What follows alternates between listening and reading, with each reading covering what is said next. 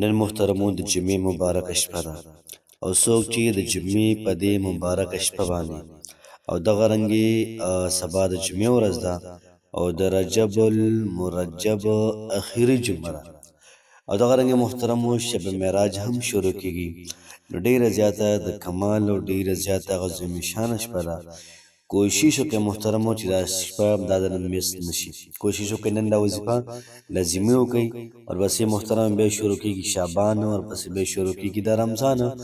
نو انشاءالله العزیز تاسو به رمضان پورې الله پاک و تاسو کروڑ پتی کی محترمو دومره ناشنا وظیفه ده کوم دا میس کړله بیا به خفه الله پاک به ستاسو حاجات پوره کړي، الله پاک به ستاسو مشکلات ختم کړي.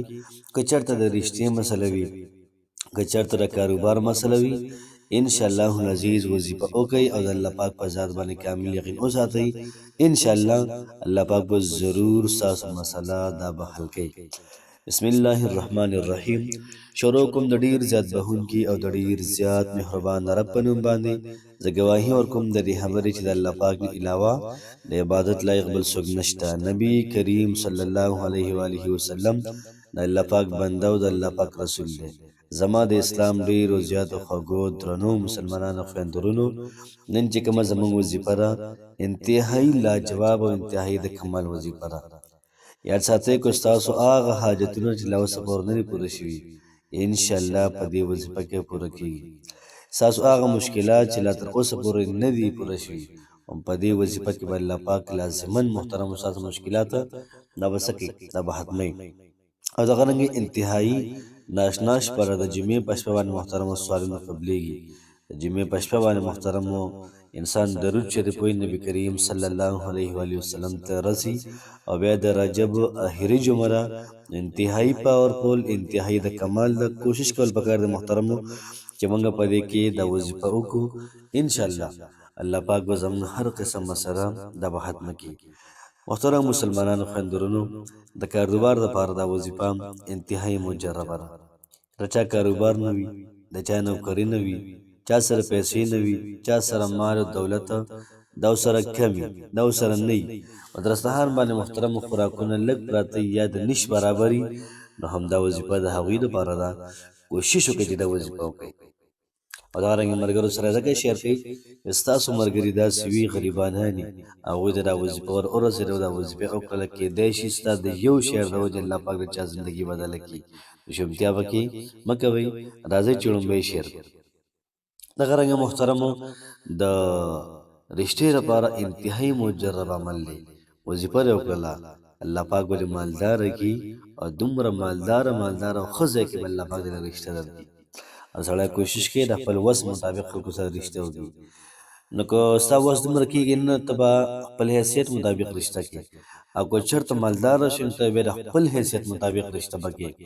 نو د خپل حیثیت مطابق رشته دا به الله پاک درکړي تعالی محترم. او دغه رنګې چې کله تا سره پیسې رالې، دولت رالې، ستا مشکلات په خپله محترم دا به ختمېږي. څومره غټه مسله ده د قرضونو نه ختمېږي، الله پاک به ختم کړي. څومره غټه مسله ده د کور چلولو د بوج اوچتولو، الله پاک به درې تمام ټینشنونه مسایل به ختم کړي. بس راځئ دا وظیفه را سره وکړه، دا واورئ. انشاءالله العزیز ډېره زیاته د کمال او ډېره عظیم شانه وظیفه ده. تاسو به یو شپېرې درود ابراهیمي وایئ، کوم چې د مانځه درود شریف دی. اللهم صل علی محمد وعلى آل محمد كما صليت على إبراهيم وعلى آل إبراهيم إنك حميد مجيد. اللهم بارك على محمد وعلى آل محمد كما باركت على إبراهيم وعلى آل إبراهيم إنك حميد مجيد. تاسو ویلي یو شپېرې، بیا به د هغې نه بعد 300 او 14 پېرې استغفار وي. استغفر الله استغفر الله استغفر الله. او بیا به د هغې نه بعد په نن ورځ کې 11 پېرې وي. سبحان الله وبحمده سبحان الله العظیم، سبحان الله وبحمده سبحان الله العظیم، سبحان الله وبحمده سبحان الله العظیم. دا به 11 پېرې وي. ولې ویلي؟